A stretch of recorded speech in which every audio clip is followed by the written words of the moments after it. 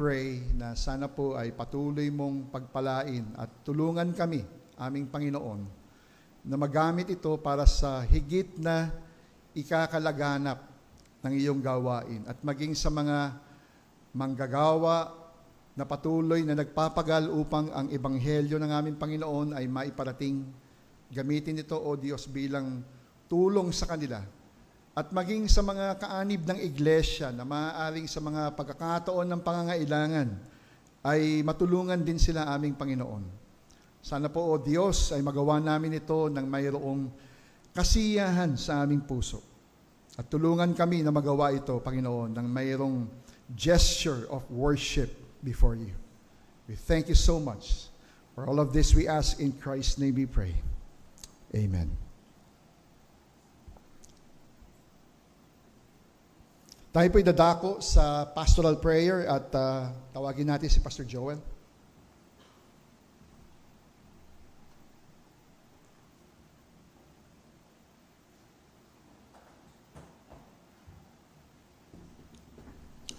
Thank you, Deacon Dan, Deacon Ray, sa pangunguna sa panambahan.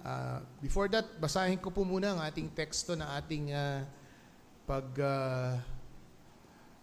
hahanguan ng ating pong mensahe ngayong umaga. Makibukas po kayo sa akin sa Isaiah chapter 28, verses 14 to 16. Isaiah chapter 28, verses 14 to 16. Therefore, hear the word of the Lord, you scoffer, who rule this people in Jerusalem, because you have said, you have made a covenant with death and with Sheol. We have an agreement. When the overwhelming whip pass through, it will not come to us. For we have made lies our refuge, and in falsehood we have taken shelter. Therefore, thus says the Lord God, behold, I am the one who has laid the foundation in Zion, a stone,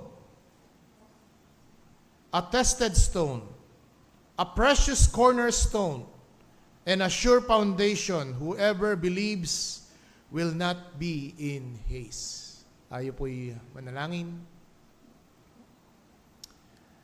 Samahan mo kami, O Diyos, sa patuloy po ng aming pagpupuri at pagsamba ng iyong banal na pangalan, magmula pa lamang sa aming mga pag-awit, pananalangin, maging sa aming pagkakaloob. At ngayon, O Diyos, na kami ay nasa pinakamatugatog antas ng aming pagsamba, naway masiyahang maging katanggap-tanggap sa iyo ang aming mga inaalay na papuri at paawit at pagsamba. Patawarin mo kami at pakalinisin kami sa aming mga kalikuan, pagkakamali sa nagdaang isang linggo. O maaari, habang kami papunta rito, O Diyos, ay nagkasala kami sa iyo, sa aming kabiyak, sa aming mga mahal sa buhay, at hindi kami magiging karapat-dapat na sumambat humarap sa iyo, malibang ilapit namin muli ang aming mga kasalanang ito sa paanan ng aming Panginoong Kristo.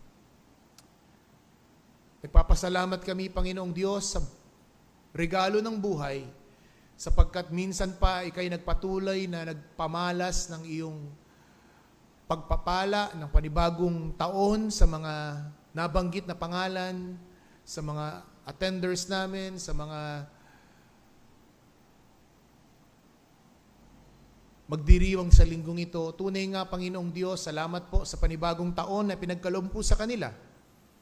At naway makita nila na ito po'y isang buhay na hilam mula sa iyo at ikaw po ang dapat nilang pasalamatan at papurihan. Patuloy mo silang samahan sa kanilang buhay, O Diyos. Dalangin po namin na sa kanila pong patuloy na pagsasagawa ng kanilang pang-araw-araw na pamumuhay ay maging kalugod-lugod ang kanilang buhay sa iyo, O Diyos. Salamat po sa kaarawan ni July, ni Kuya Lito, ni Lian ngayon at ni Baby Ocean. Sila po ang mga celebrators this week. Tinataas din po namin, Panginoong Diyos, ang mga kapatid namin at mahal namin sa buhay na hindi po namin nakasama dahil po sa kanilang mga karamdaman, sa badig ng karamdaman. Aming kapatid na si Sister Rosel, si Ina, si Nikki, O Diyos, at iba pang mga kapatid namin at mga kaibigan at mahal sa buhay na nasa balig ng karamdaman. Tulungan mo sila, O Diyos, na mapanauli ang kanilang mga lakas at sigla upang sa darating na linggo'y maging kabilang uli sila sa pananambahan at pagpupuri ng iyong pangalan. Panginoong Diyos, samahan mo rin po kami, ang inyong lingkod, sa panibagong series ng pag-aaral namin sa buwang ito at sa mga darating na buwan. Tunay na kasangkapanin mo ang iyong salita upang tawagin kami sa pagsisisit pananampalataya. At O Diyos, dalangin din po namin na mapagpatibay ang aming mga kaluluwa para po, O Diyos, sa aming patuloy na paglakad bilang mga mananampalataya. Tunay nga, O Diyos, na Ikaw ay marapat papurihan, pasalamatan, sambahin, dakilain sa araw na ito. Ito po ang aming dalangin na may pagtitiwala sa pangalan ng Kristo Jesus. Amen.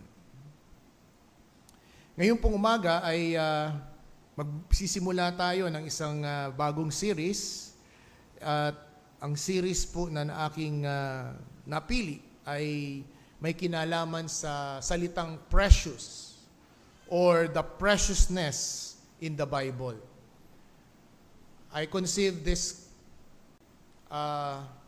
topic or text when I was preparing for the last funeral wake of Mama Carmen, which is precious in the sight of God, the death of His saints. And naging intriga ako, bakit precious? At kung titingnan po natin, ay yung salitang precious ay mahalaga sa atin. Binibigyan natin ito ng pagkilala. Chine-cherish natin. In fact, we keep it. No? We cherish it, ina-uphold natin things and even events in our life na mahalaga sa atin. At yan po ang mga bagay na nais ko pong ipakita sa atin sa pag-aaral natin ng salita ng Diyos na meron pong salitang precious sa Biblia. And for this particular Sunday or this particular Lord's Day, we will be discussing about the precious cornerstone, which is later on we will see in the New Testament, it is no other than the Lord Jesus Christ. Binasa ko po ang teksto natin, ito pong Isaiah 28 verse 12 to 14 or 14 to 16, particularly in verse 16, the very text in which we are going to draw out our sermon this morning. But I would like to discuss with you just two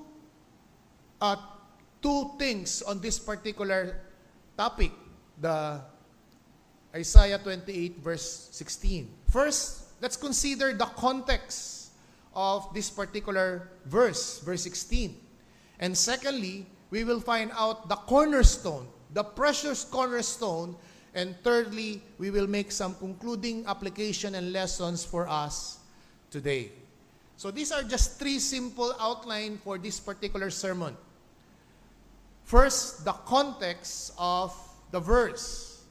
Alam niyo po, itong Isaiah chapter 28, kung papansinin po niyo lamang sa verse 1, andun po yung expression or even woe sa ibang translation. This is the starting of the 6 consecutive expression in Isaiah of woe. Iba pa po yung Isaiah chapter 5. Sa Isaiah chapter 5 po ay meron din pong series of woes doon na sunod-sunod in the particular verses. But here in this particular section, in Isaiah 28 verse 1, it starts with the 6 consecutive expression of Isaiah, or woe. Kung papansin po ninyo, chapter 28 verse 1, chapter 26 verse 1, chapter 30 verse 1, and then pagdating po sa 31, 32, pagdating 32 po, woe, and then 31, 33 verse 1, bumalik sa salitang expression, So makikita po natin, it must be treated on that particular context. It is part of the 6 consecutive expression of Isaiah starting in chapter 28. Sa chapter 28 po, it can be divided into two things or two sections. Verses 1 to 13 and verses 14 up to the last verse of chapter 28. Dalawa po ang pinatutukuyan dito at kinakausap ng Diyos through Propeta Isaiah.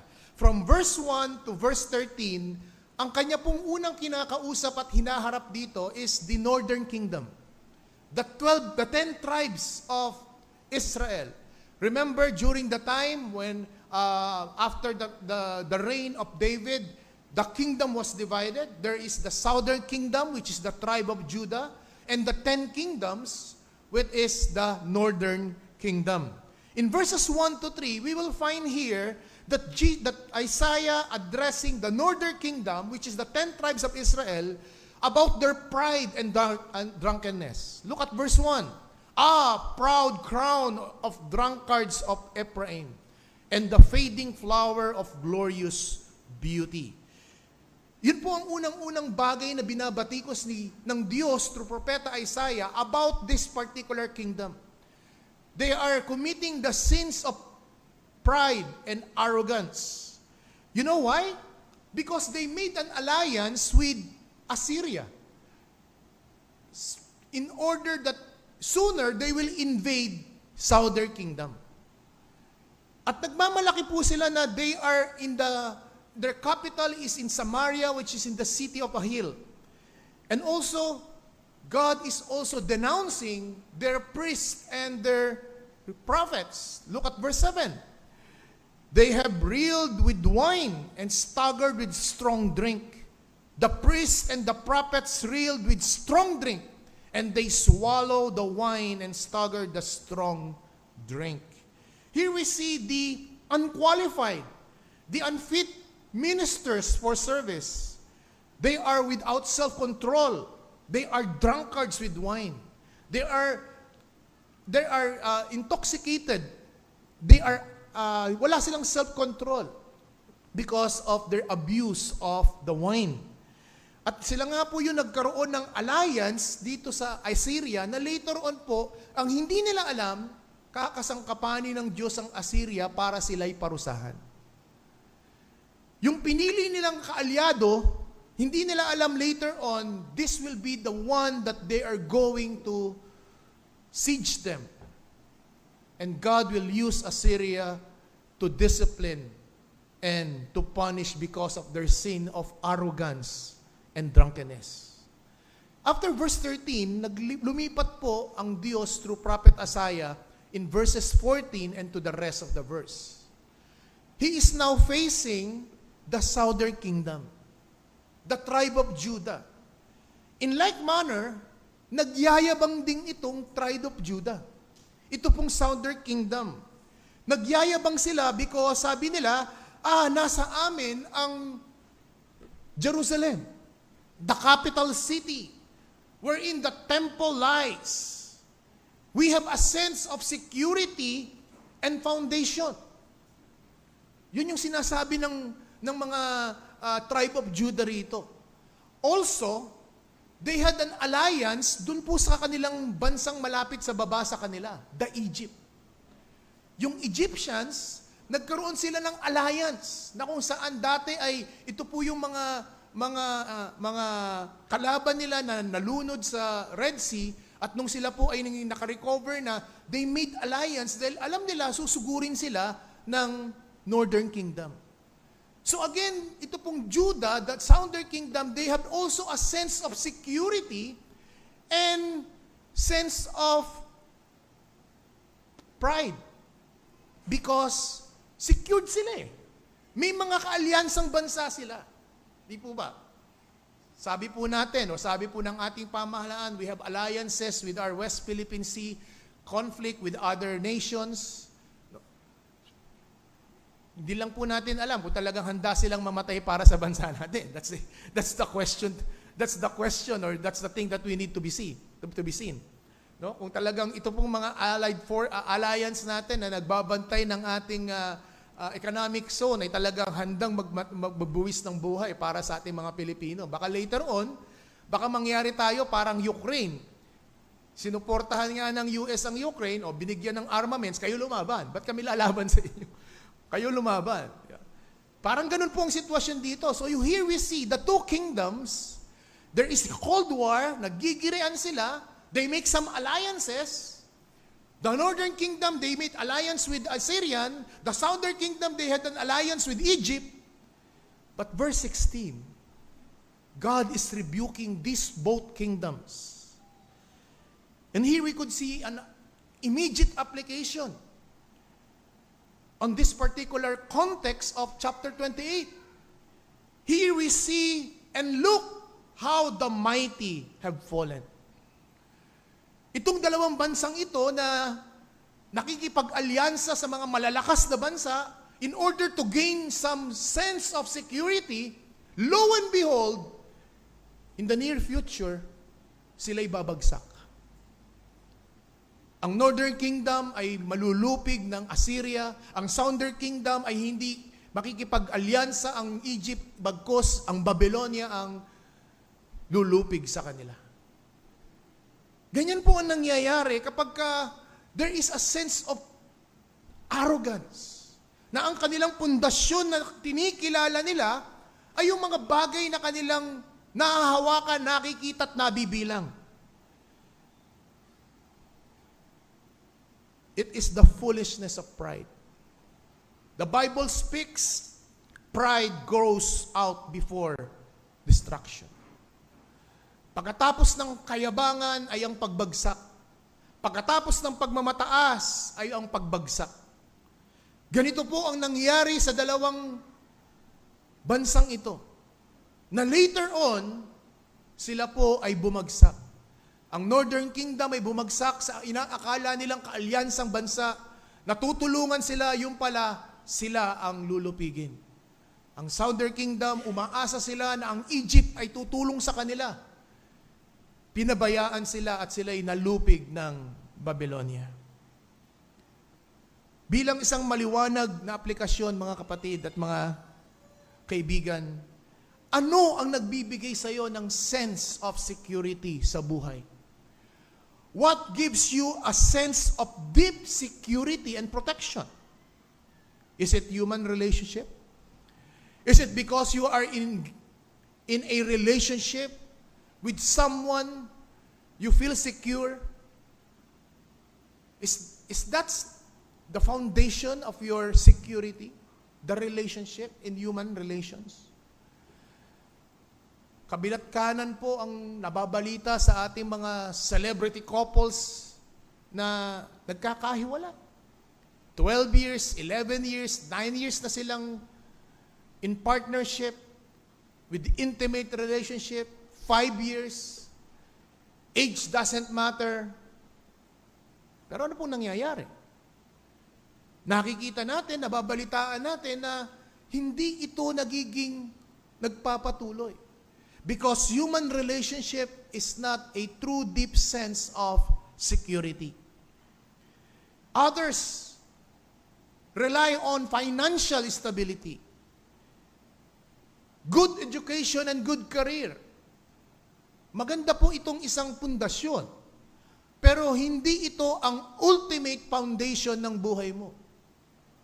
Magandang meron kang tinapos, magandang meron kang maayos na degree, it's an advantage, but hindi po ito ang ultimate security ng ating buhay.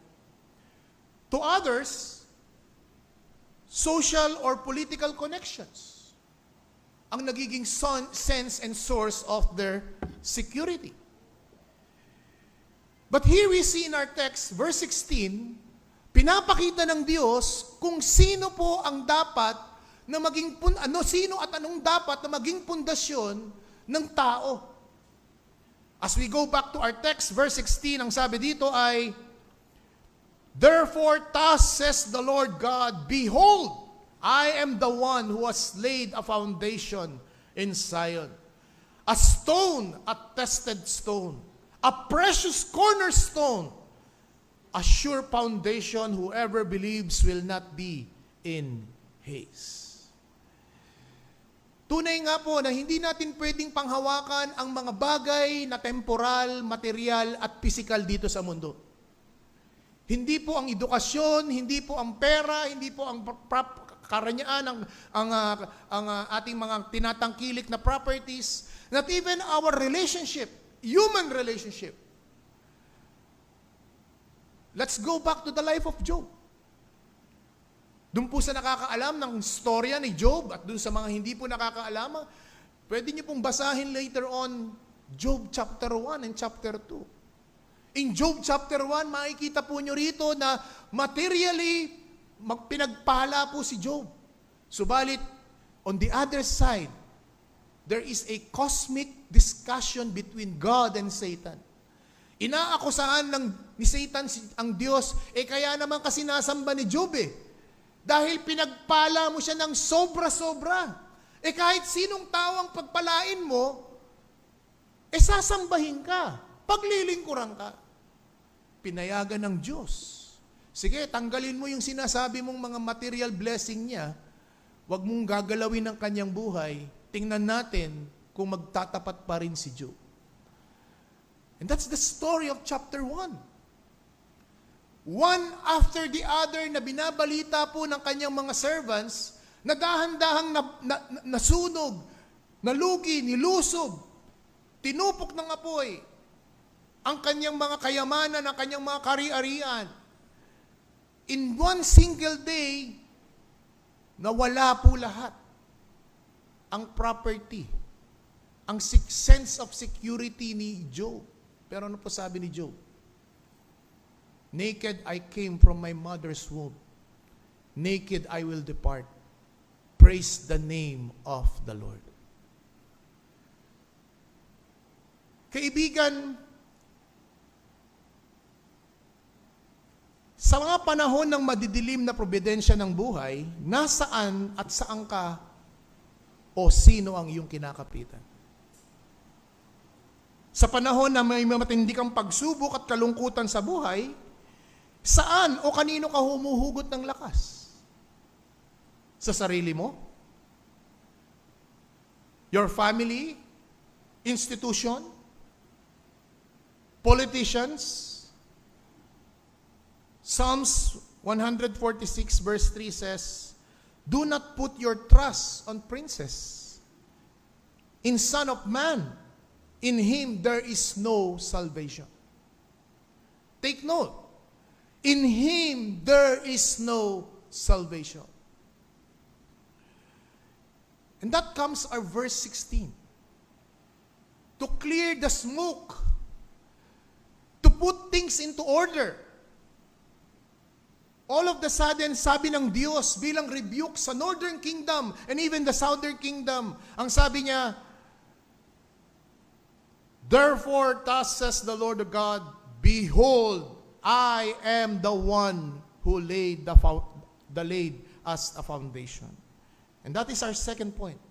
After seeing and considering the context of the chapter, now we see in verse 16 the cornerstone. But first, let's answer the question, who laid the foundation? As we go back to the text, may pag-amin. May pag-amin ng Diyos. In fact, ginamit po niya yung expression, behold. Narito sa Tagalog. He said, behold. The word behold means take a closer look. Take a deep look. The word behold is also an expression he used in Isaiah chapter 40. Turn your Bibles in Isaiah chapter 40. Isaiah chapter 40. Isaiah 40 verse 9 and verse 10. Look at the last sentence of verse 9. Behold your God. Isaiah 40 verse 10. Behold your God comes with might, and his arm rules for him. Behold, his reward is with him, and his recompense before him. The word behold is a statement. It is being attached to the sovereign one, to the God Almighty. John 1:29, behold the love of God that takes away the sin of the world. Secondly, as we go back to our text, verse 16 of chapter 28, behold, I am. The word I am is another tremendous word na dapat maintindihan natin. It is the name given by himself to Moses. Exodus chapter 3 verse 14, ang sabi ni Moses, Diyos, pupunta ako kasi sa Ehipto. Sasabihin ko kay Paraon na pinapupunta mo ako. Anong pangalan ang sasabihin ko? Anong sabi ng Panginoon? I am who I am. The word I am is a covenant name of God. A covenant name of Israel. Ito yung Diyos na nangako sa bayan ng Diyos. Subalit hindi sa lahat ng bayan ng Diyos. Sa bayan na kanyang personal na hinirang. And you know what is remarkable about the statement or the expression, I am? Pagdating natin sa Bagong Tipan, it's very clear, especially in the Gospel of John, the word I am is claimed. Inangkin mismo ni Kristo. Meron pong pag-aangking ginawa si Kristo pagdating sa Bagong Tipan, particularly in the Gospel of John. In fact, in the Gospel of John, there are 7. There are 7 saying, I am, na inangkin ni Kristo. Bilang mabilis na pagbanggit ko po, you could just write it out. Later on, tingnan po ninyo. John 6:35. This is the first I am statement of Christ when Jesus said, I am the bread of life. John 6:35. Jesus provides spiritual nourishment and sustenance. Secondly, John 8:12. I am the light of the world. Jesus brings illumination, truth, and guidance. Third I am, John 10:17. I am the gate. Jesus is the way to salvation and access to God. John 10:11 and 14. I am the good shepherd. Jesus cares and protects his children, his sheep, his flock.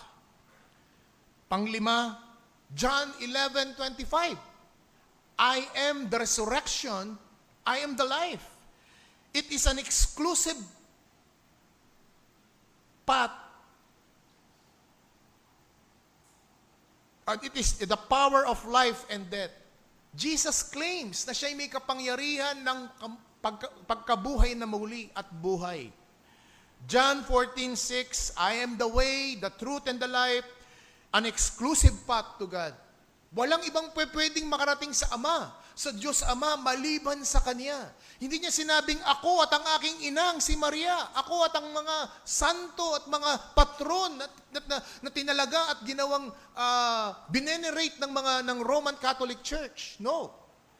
It is an exclusive claim only by the Lord Jesus Christ. At ang ikapito, sa John 15, verse 1, I am the true vine. Jesus connects believers to God, providing spiritual nourishment and growth. So kahanga-hanga po ang statement na ito. Sapagkat sa Lumang Tipan, binanggit na ako ang Diyos. Pagmasdan niyo, tingnan niyo, ako ang Diyos. Pagdating sa Bagong Tipan, nagpakilala mismo ang Diyos na ito. At walang iba kung hindi ang katauhan ng Panginoong Hesukristo. It is Christ who laid the foundation of the church, of the believers. Also, as we go back in verse 16, look at the descriptions, the adjective that describes the one who laid the foundation. Tested stone, precious stone, sure foundation. Also, notice that the terms are also as a building and construction words. These are words used in construction. Stone, cornerstone, foundation. Again, kung titingnan natin sa Bagong Tipan, babalik at babalik tayo sa Panginoong Hesukristo.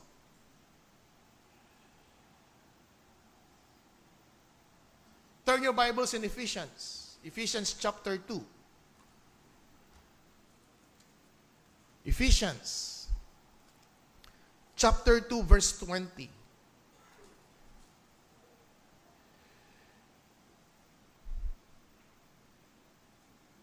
Simulan po natin sa verse 19. So then you are no longer strangers and aliens, but you are fellow citizens with the saints and members of the household of God. Verse 20, built on the foundation of the apostles and prophets, Christ Jesus himself being the cornerstone, in whom the whole structure have joined together, grows in a holy temple in the Lord. Here you see that the precious stone being described in Isaiah 28 verse 16 is no other than Christ Jesus. Na kung saan si Kristo na bilang panulokang bato, the cornerstone, has also two effects on the listeners. It's either they will stumble, matitisod sila sa batong ito, but those who will save, it is the power of God. Kagaya po ito in line dun sa ating sermon series sa nakaraan sa first chapter of 1 Corinthians. Na kung saan ang krus ni Kristo ay katitisuran sa marami. Hindi nila ma-appreciate, hindi nila ma-ikonekta ang kahulugan ng kamatayan ni Kristo sa mga napapahamak, sa matalino, sa mga hindi nauunawaan ang kamatayan ni Kristo. Para saan ang kamatayan ni Kristo? Pero sa mga naliligtas, sa mga tinatawag sa pagsisisi at tungo sa pananampalataya, ito ay karunungan ng Diyos. Ito ang kapangyarihan ng Diyos. Same manner, ganun din po. Si Kristo bilang panlokang bato, bilang a chief cornerstone. For example, turn your Bibles in Romans chapter 9. Romans 9. Romans 9 verse 30.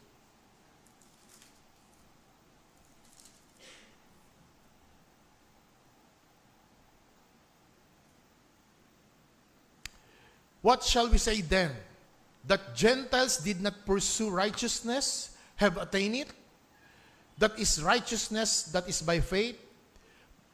But that Israel who pursued the law would be leading to righteousness did not succeed in reaching that law. Why? Because they did not pursue it by faith, but it were based on works. They have stumbled over the stumbling stone, as it is written, behold, I lay in Zion a stone of stumbling and a rock of offense, and whoever believes in him will not be put to shame. Look at verse 33. Kung paano ang krus ni Kristo ay katitisuran sa ibang tao, sa marami, pero iilan ay kaparaanan ng Diyos sa kaligtasan, the same cornerstone is in the same effect. Na sinasabi dito, yung cornerstone na tinayo ng Diyos, na si Kristo, natatalisod ang maraming tao. Ang mga hintil, natatalisod sila.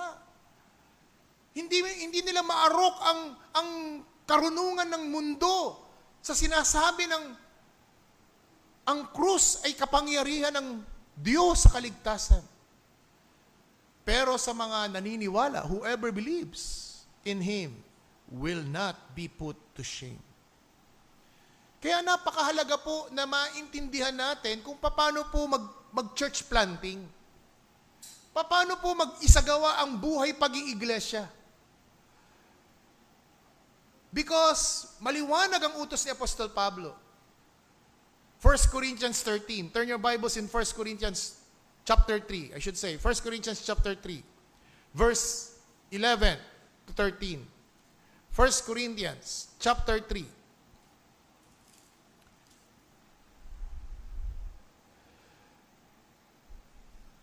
Verse 10 to 11. According to the grace God given to me, like a skilled master building, I laid the foundation and someone else is building upon it. Let each one take care how he builds upon it. For no one can lay a foundation other than that which is laid, which is Jesus Christ. If anyone builds on the foundation with gold, silver, precious stone, wood, and hay, each one's work will become manifested, for the day will disclose it. But because it will be revealed by fire, and by the fire will test what sort of work each one has done. Magkakasubukan. Saan? Kailan? Sa pagbalik ng Panginoong Jesucristo. Na ang mga taong nagpagal sa pagtatayo ng gawain para sa karangalan ng Panginoon. At ang paraan ng ginawit ay mga paraan na hindi inuutos ng salita ng Diyos. Maaaring sa panglabas, sila'y epektibo. Maaaring sa panglabas, sa paghusga sa panlabas, sila ay kaakit-akit. Subalit, sa pagharap nila sa Lamb of God, sa King of Kings, tupok ang kanilang mga pinaghirapan. That's why there is a very strong warning si Apostol Pablo. Verse 11, let no one lay a foundation other than which is laid, which is Jesus Christ. Kaya't mag-ingat ang sino mang nagbabalak magtayo, at huwag magtayo ng hindi ayon sa nakatayo na. Ano po yung tinutukoy dito? It is the sacrificial death of Christ on the cross. Right now, the religious group who is owning, we have the biggest seating capacity, Colosseum, Kingdom Dome in Davao. Tinalo nila ang nasa north, 55,000 seating capacity. Hindi ko sinasabing north and south yun, ha? Wala akong sinasabi. Sinasabi ko lang, pareho sila nagyayabangan. Pareho nagyayabangan silang we have a 55 seating capacity on north. On the other hand, on south, we have a 75,000 seating capacity.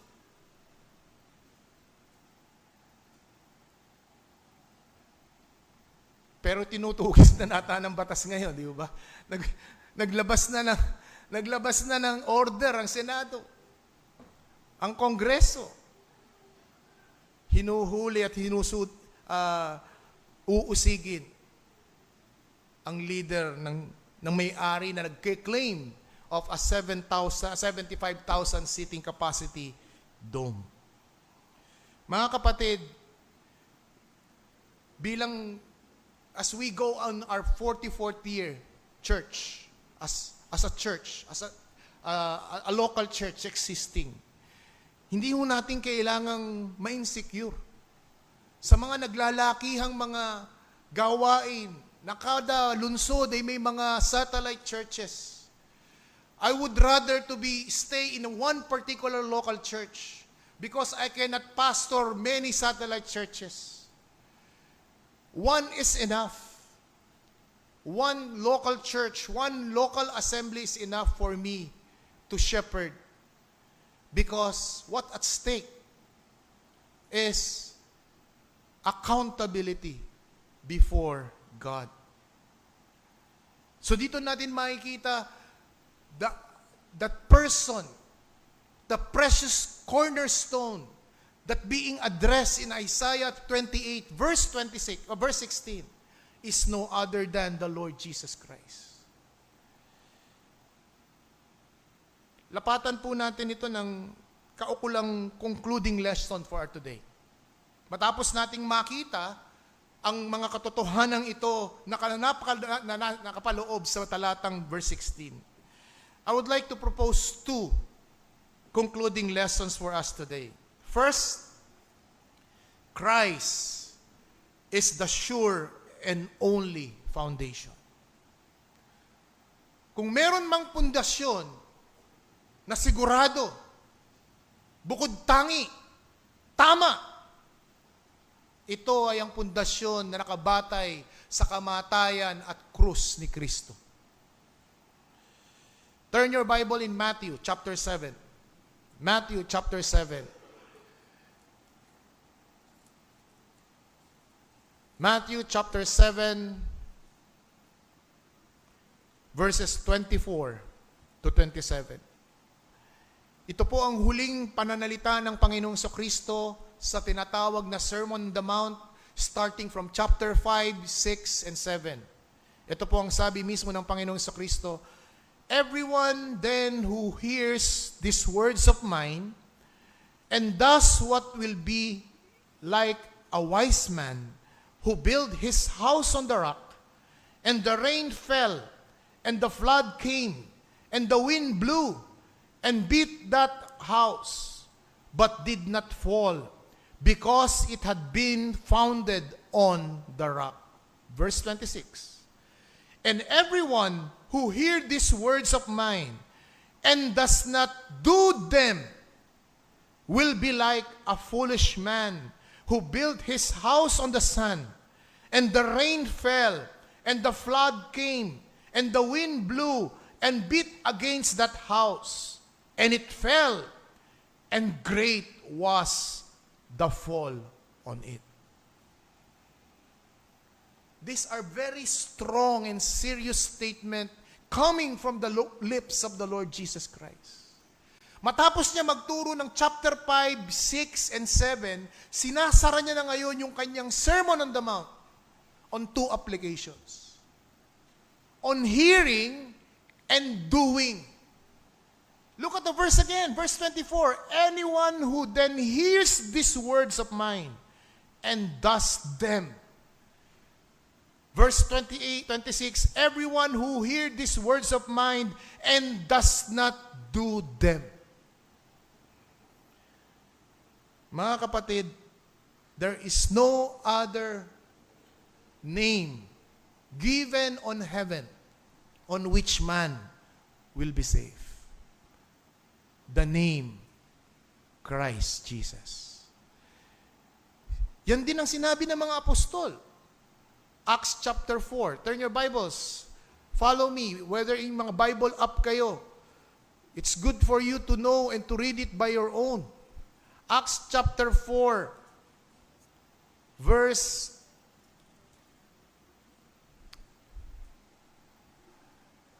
particularly verse 10.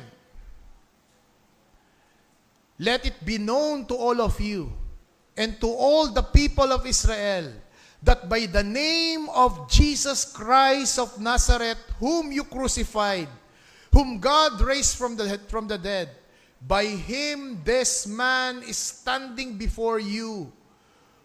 This Jesus is the stone that was rejected by you, the builders, which was become the cornerstone." Verse 12, "And there is no salvation in no one else, for there is no other name under heaven given among men by which we must be saved." These are the teaching of the apostles. In line sa sinabi kanina sa Ephesians chapter 2, verse 20, na ang iglesia ay natayo saan? Sa turo ng mga apostol, ng mga propeta, at ng Panginoong Jesucristo na siyang panulukang bato. Here is a very exclusive claim, not only from the words of Christ. It has been attested by the apostles, the eyewitnesses who witnessed the resurrection of the risen Christ. And they are all saying and claiming, all other ground is sinking sand. There is no salvation. No Christ, no salvation. Kaibigan, saan ka tumataya? Saan ka nakatungtong? saan pinaggagalingan ang kasiguruhan ng iyong buhay.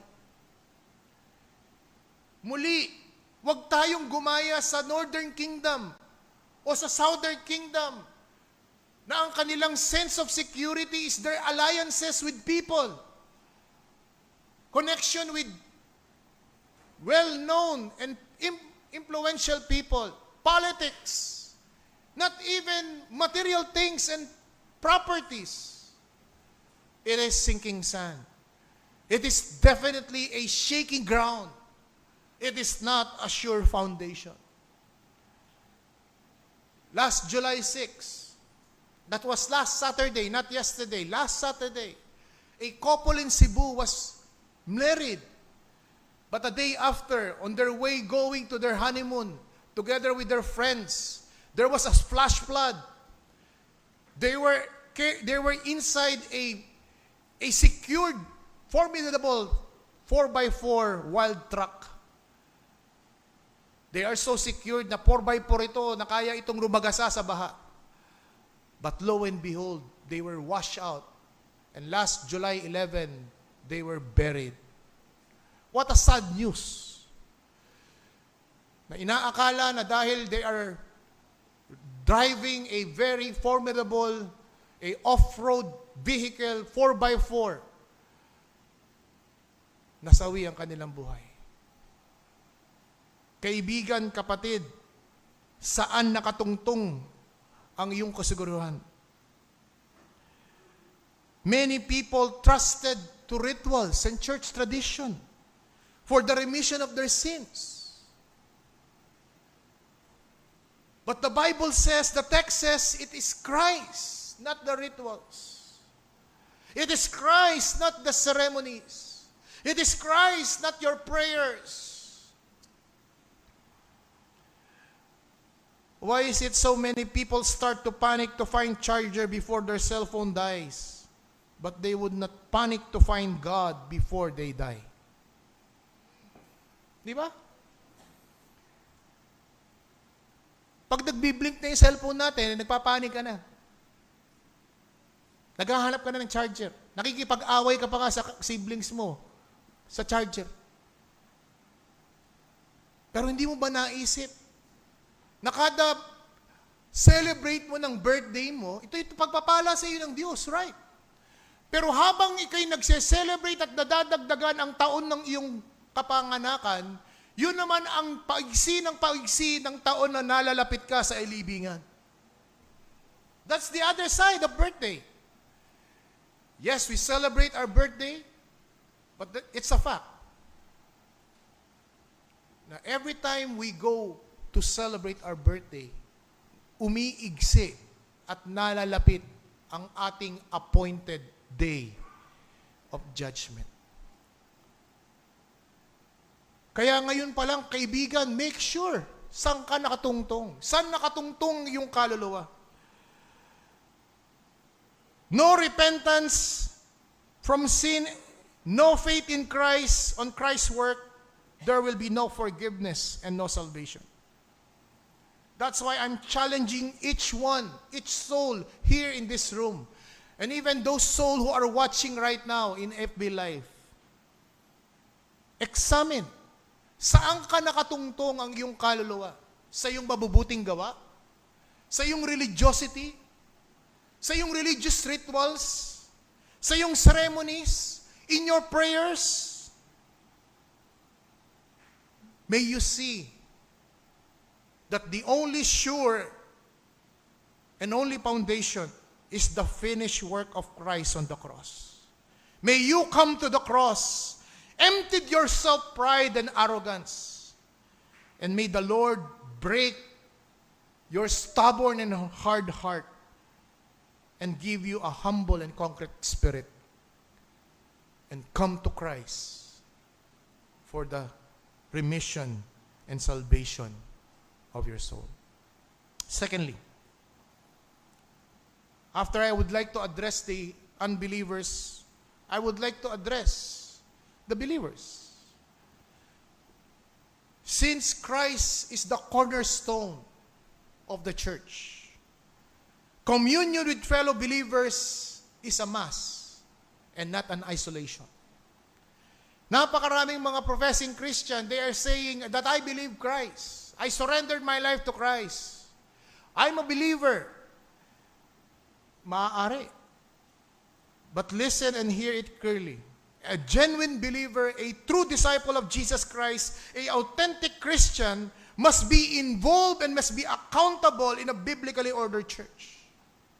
It is the communion with believers, not isolation. There is no such thing as Lone Ranger Christian. There is no such thing as no virtual Christian, like in the time of pandemic. Yun yung abnormal na yugto ng buhay ng iglesia. Nung nag-pandemic, nang pinagbawalan tayong mag-gather. But now we are now back in our society. There is no virtual Christian. There is no half-hearted commitment, because half-hearted commitment is no commitment at all. Partial obedience is still disobedience. If you are indeed a genuine believer, you need a spiritual community. You need to be accountable. And you need to be involved in serving that church.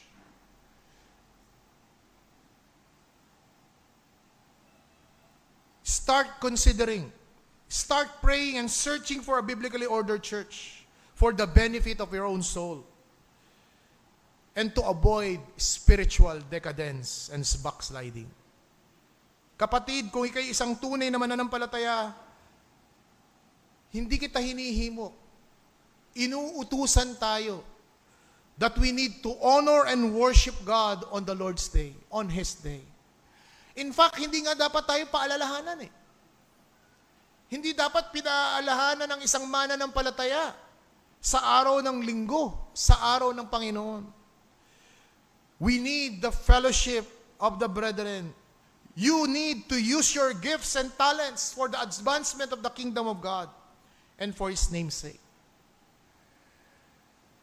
Kung kinikilala mo that Christ is the precious cornerstone, ginagalang mo, kinikilala mo ang tamang kinalalagyan ni Kristo sa buhay ng iglesia at sa buhay ng bawat mananampalataya. Let everyone examine himself in the light of what you have heard on the preached word. Tayo manalangin.